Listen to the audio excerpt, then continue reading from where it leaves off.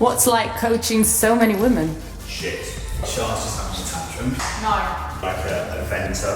I had a setback. Any funny moments? But it wasn't funny at the time. The gosh. Shit at everything else. Who cries the most? I swear down, you do that to me in this video, I'm actually gonna cry. Char's just having a tantrum. Are you recording yet? I'm just ruining it. Okay, so we're going to start off by saying that Char's really nervous about this. She doesn't like talking into the camera. Okay. When she first started, she was kind of mute, but now she's like developed some level of social skill. Absolutely. Do you want to introduce the video? Oh! Hello everyone, and welcome to the Q&A. This is where the writing is going to appear. Q&A. Wow. So we're here to answer the questions. Myself, the Shitland, and Ravi. What is Team Lift to Lift? It's an online coaching company and social group which is coaching for lifestyle and powerlifting and any sport-specific type of training. There are 3 coaches, the coaching team, which is myself, Char and Ravs. We all come with a wealth of experience in a multitude of different disciplines, and if you want to join, get the link in the description. Whoop whoop. How did the Team Lift to Lift start? So myself and Ravs worked together at the Lecture Club. Yeah, going back pre-COVID on the times. Sort of, I was just starting to compete in powerlifting, and then I've got Nick to compete in a comp which we hosted as well, and it sort of has taken off from there, where we've gained interest from sort of like the general public who want to get into the sport as well, and as the sport has grown, we've kind of grown as a team as well. Yeah. And then that's how this one came in. Yeah, obviously me and Ravi are horrifically ugly, so we needed someone even uglier to market it. So, but it's been a journey. Like obviously Ravs was there handling me at my first comp and my second, and we've kind of like taken the backseat and competing to coach everyone and loving it. Why powerlifting? Because it's fun. Shit at everything else. It's what we have to live for now, guys. It's definitely a sport in which there's no certain way you have to look, or it's definitely more accessible to anyone. You can be any age, any size, any shape, and it's definitely more relatable to your sort of like general public rather than other sports which are good, but you might not necessarily have the genetic capacity to compete in, whereas powerlifting definitely brings a bit more of that kind of community, I'd say. Definitely. And I went to the bodybuilding yesterday, and you never see an ugly person win a bodybuilding show. So like in powerlifting, there's standards. You do or you don't. Doesn't matter what you're wearing, as long as you're wearing obviously the legal kit. Doesn't matter what you look like, what your hair looks like. It's fairly simple. It's just the squat, the bench, and the deadlift. Obviously things get a little bit more complicated, but out in the gym sports, I'd say it's the most accessible, one of the best communities I've been a part of for sure. Do you have to be strong to start? No, you don't have to be strong to start. You can be a complete beginner. We will take you from the complete basics, teach you how to lift properly, build up your strength in small increments each and every week. I mean, most of the team actually were complete beginners. Like I was a complete beginner, I had no idea about powerlifting. She was. I was. But yeah, you do not have to have any level of strength. You just need to show commitment and willingness to try and do better each and every week, and you will see the progress. I think the thing is as well is that like the best way I describe it to people is if you compare it to like football, and you can play Sunday League or you can play in the Premier League. You know, it's a sport, anyone can take part, there is no standard. I think you need to be able to do the bar on the collars for everything. Even just the bar. Even just the bar, you know. So if it's something you want to get involved with, no one, you know, was the strongest person that ever lived in their first competition. The more you compete, the better you get, and the more skillful you get. When should you compete? Don't necessarily think there's an exact time when you should compete, but I'd certainly get people to sort of make sure they've mastered the basics and can sort of adhere to the competition standards first before then looking to compete, and whether that takes them an 8-week period or whether it takes them 6 months, it's kind of relevant to the individual rather than just sort of like there isn't a specific timeline. That's it. I'd say it's completely individual. With Char, for example, the second she started coaching, we put her into prep. Yeah, I was going to say, I feel like this is why having like a coach is really important, because when I first started, I was putting it off for ages. I was like, oh, I'm not ready, like, no, maybe next year. And then as soon as I got a coach, it kind of helped me understand that actually I am ready, and like it gave me the right push in the right direction. So I think that's why having a coach is kind of important, because they can kind of tell you and give you the confidence that you are actually ready. And I think, like as Rav says, I think the biggest indicator would be being able to do the lifts to the comp standard. Doesn't matter like the level of strength. Obviously, being able to squat to depth, listen to commands. Know the commands, guys. Because we see it sometimes in competition. Pausing the bench on your chest and holding the deadlift at the top with no hitch and no straps. Yeah. How do you deal with setbacks? I think you need to give yourself some time to kind of like just reflect on them. I don't think you should act in the moment, as that is easier said than done, because I am a definite reactor in the moment.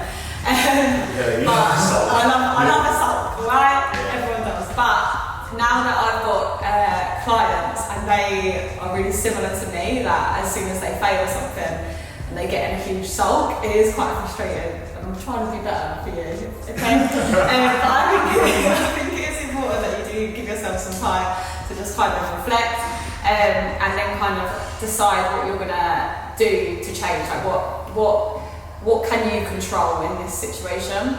And then you can kind of build from there. Like decide what you need to do to make yourself better, to not have that setback again. It's not necessarily making excuses in terms of like what's happened maybe externally. As long as you can manage what you are fully in control of, that can only make yourself do better again in the future. You can use it as a catalyst then. Use your setbacks as a catalyst. I'm definitely like a venter. Like when I've had a setback, I vent. Yeah, we know that one, guys. I need to get it off my chest.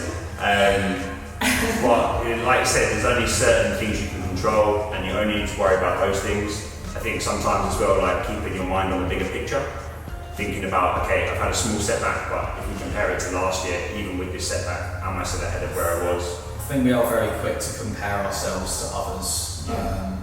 Some can be guilty in this sport of looking at the other person in the same weight class and seeing the numbers that they're doing, but kind of like what Nick has said is look at your own journey and how far you've come within a short amount of time or a longer period of time as well. It's you versus the bar, really, not 100%.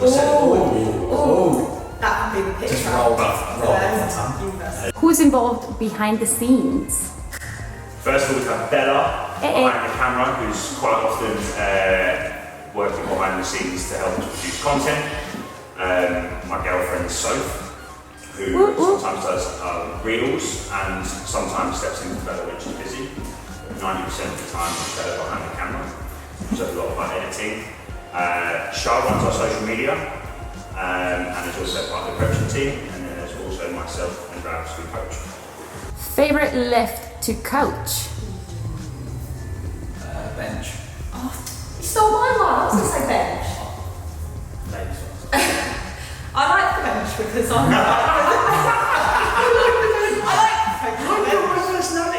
bench. That's all I'm here for, just the bench. I can move the bench 2 inches, which makes me really strong.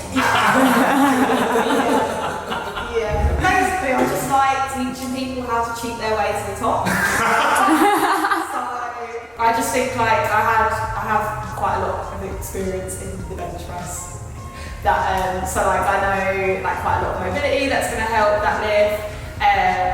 A lot of like the warm-up exercises that I do, I will always like give to my clients as well. And then I just enjoy seeing how like week on week their bench is progressing. I know this is just like jokes, but the arch, I like seeing that their arch is increasing, obviously, because that is my forte. But yeah, that's That's why I think it's good. Like, I coach a lot of girls, and I think it's you feel strong doing the bench press. Definitely empowering for them. It's empowering. I like that. I like to see them do better. I think one of the things that we notice with powerlifting as well is that when girls make that decision, it's normally because they've got a decent squat and decent deadlift, and the thing they always say is on the bench, you know. And that's probably down to like those stereotypical gender training norms of when someone gets into the gym, women are like, no, don't touch the bench. But getting to that bodyweight bench, our first bodyweight bench, is like a really empowering feeling. For me though, it's the squat.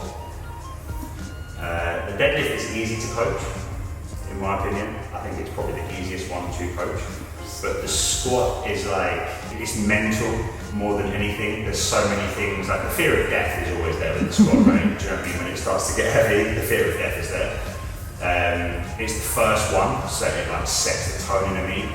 And just seeing someone being able to stand up with that really heavy weight, fire themselves up at the hole, that's proper powerlifting for me. Bench, I think out of three is certainly the most technically demanding. I think a lot of people fail a bench due to not being set up properly most of the time. I've been lucky enough to sort of train with and work alongside guys who compete both equipped and raw at a very high level, and to get the advice off those guys to then bring that across to my training and my clients as well. So it's very rewarding to see the improvement in bench from that side of things as well. I'm a shit bench coach, by the way. Well, no. Yeah, but it's fucking easy when you just have to arch, basically. Yeah, It's touch this. Yeah.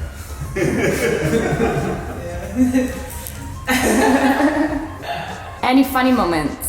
So it wasn't funny at the time. I think you're about to say. We all know. Yeah, it wasn't funny at the time, but we turned up to the AWPC World Championships, and myself and Ravi were handling some of the girls. And if anybody's ever handled women, you'll know that about 5 minutes before the comp starts, they have to run to the toilet to piss. So everyone's supporting, and we've got Lily and Tashana are one of the first out, and they're called Tashana, your bar's loaded. And we're like, where's Tashana? No one can see Tashana. So Tashana actually missed her first lift. At the World Championships, which was embarrassing, but now I think back at it, hilarious. And then obviously Ravi was... I was looking after Lily. Lily was called, and you have a minute to get to the bar, and I've just started wrapping her.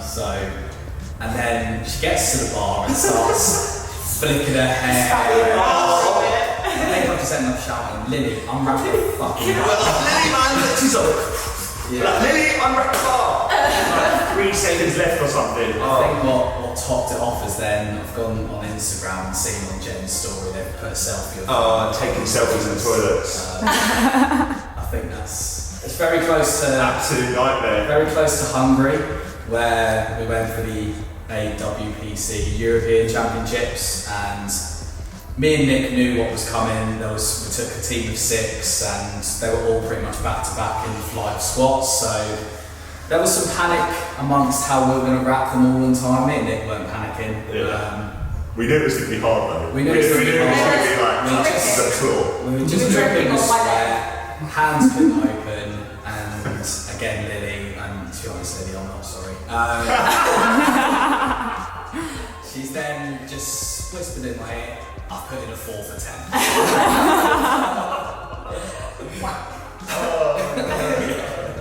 Oh dear. We look back on it and laugh, but I think at the time it was definitely highly stressful. We've got Louisiana coming up, so I'm sure that's going to be some more stories, and Manchester coming as well. We'll vlog that. Yeah, We'll vlog that. they'll be with us. So you'll be subject to seeing all of it. Me eating, basically. Yeah, we should do a separate video. How much food can you eat? I'm currently on a cut because I have to take my t-shirt off in front of my clients when we go swimming. So, yeah. Can you not? Sorry. Showing bikinis is going to be fucking traps. That's a Wilson. Best powerlifting moment. My best powerlifting moment is probably thinking 130 up on the and the world's like the slowest, like, shakiest deadlift in the world. Do you know how long I've been trying to pull 130 up from the floor? Oh my god, I look like a quaver. But I did it. Char's always struggled with her deadlift. If you've noticed, her arms are really short. Yeah. Yeah. I think it's more coaching, to be honest. Yeah. Just seeing people, I know it's really soppy. I guess just kind of, I don't think there's one particular moment, but just seeing people kind of, whatever they've kind of gone through to then sort of like break through that barrier on the platform, like anything from like a sort of all-time record bench to someone's very first comp that's kind of what I'd say. That Auburn comp that we Yeah. ran with people at was phenomenal. With Joe finally hit that 140. Stephen hit a 3.5 times bodyweight squat. And his deadlift. Yeah, sorry, deadlift. Mad. The whole room. Nathan looking like a serial killer the whole day, winning best lift ups. Slapping him in the face. Yeah, That's what you get when you join the team, you get tagged. When he hit Europeans, he was going to me, he was like, yeah, look, Ravi's a bit more aggressive than you when he's happy. And I was like, okay, well, keep going, he might hit you here. And Charlotte as well, Charlotte Stapleton qualifying for British Championships. On the nose with the last deadlift. With the last deadlift in that competition, just absolutely burst into tears. Brilliant. It's an emotional sport though. It's like, I saw a post by someone recently, it's like, that feeling, that last deadlift, if you've never done it, you'll never experience it. Rachel's broke a junior British record in the deadlift at Auburn in her first competition. That was a pretty special moment as well. I think that did wonders for her confidence and something to be proud of. It's just that sense of achievement, I think, for people. There are loads of moments, like Rav said, but yeah. Who cries the most? I think that was coming next. That's a strong. There's a few candidates. There's a few candidates. We've got Bella. Hello. She loves to cry. Shah. No. Jen, strong crier. Oh no, it's next level. Who else? Tash seems to cry whenever it squats. We have a recurring thing with Tash. All three of them ugly criers. Ugly criers. Thanks. Yeah, it's alright. Insert photo. Who else? Sophie likes to cry. Sophie cried at people when she's watching, she'll cry. Sophie cried when she benched 60 kilos. Oh, that's it. That's really long. Nathan loves to cry. I think that's just when he misses 240 dead. And his hoodie over his head. Yeah. There's normally tears of happiness. In training though, I'd say like strong Jen. Strong Jen. Is it crying or throwing up? Yeah, Jen likes to throw up as well, especially after we've done that peaking phase and we return to some volume. Yeah, she doesn't like that. What's like coaching so many women? Shit. No.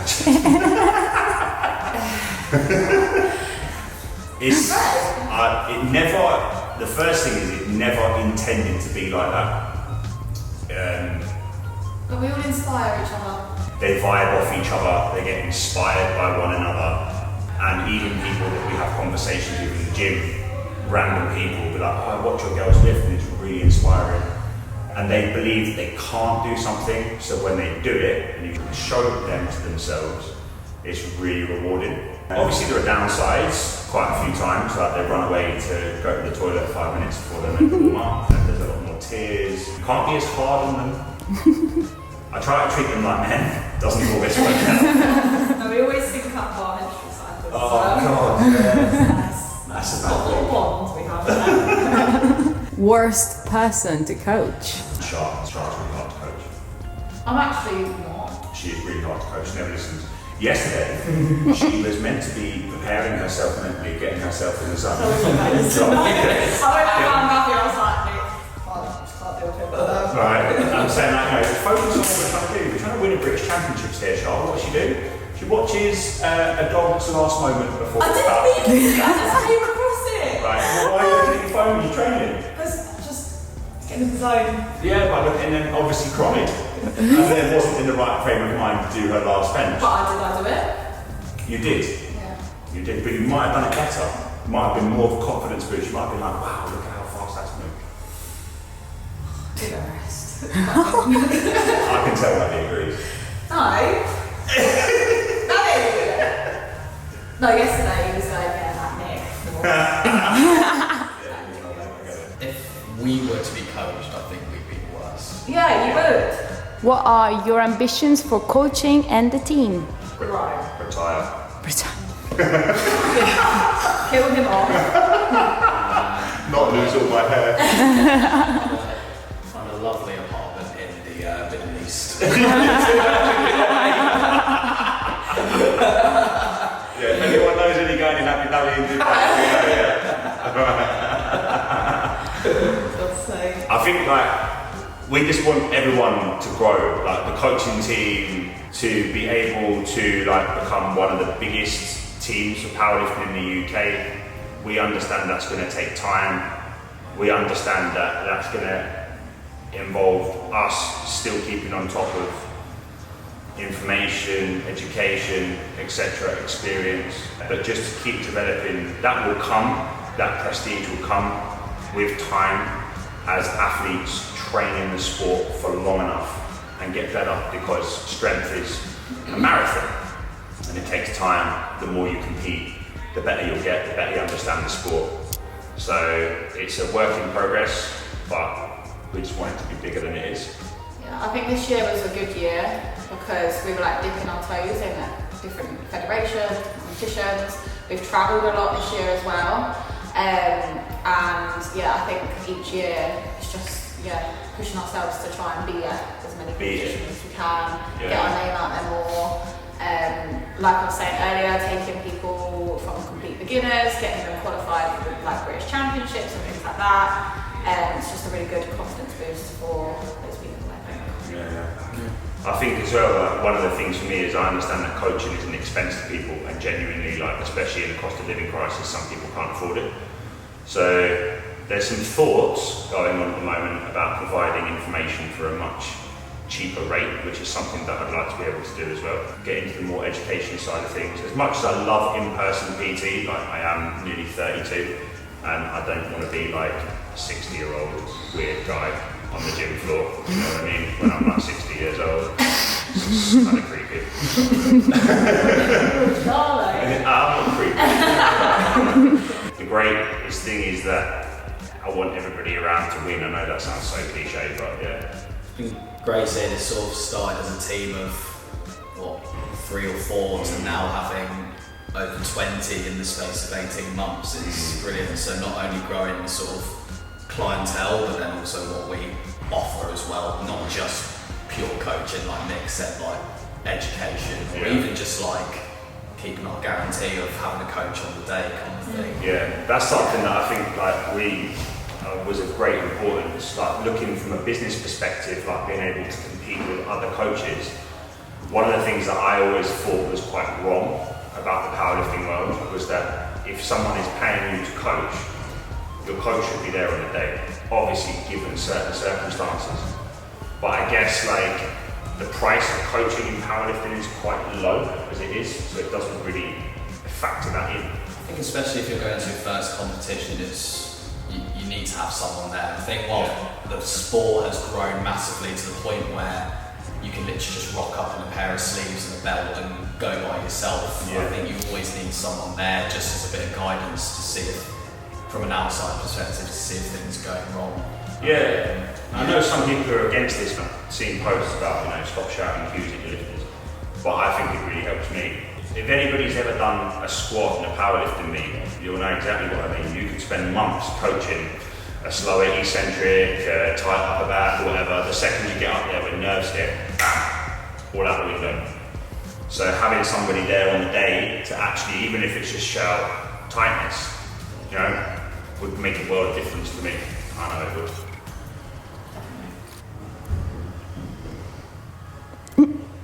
Love you, bye. thank you for joining our Q&A. If you have any other questions, of course, feel free to leave them in the comments. We need more comments, okay? Even if it's like, we hate you, Char, you're really ugly, or something like that. If you have watched this far, comment Char, you're really ugly, that will really get the engagement up. If you have any ideas for anything you want us to see, I think there's a bench press tutorial coming up soon. I think Ralph should do that. Yeah. And in the meantime, if you like the video, don't forget to like and subscribe.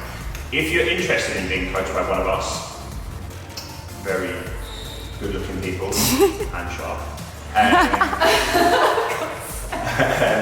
The link for the online coaching in our description. Thank you to Bella behind the camera. You're welcome. You're the real MVP. And yeah, speak soon.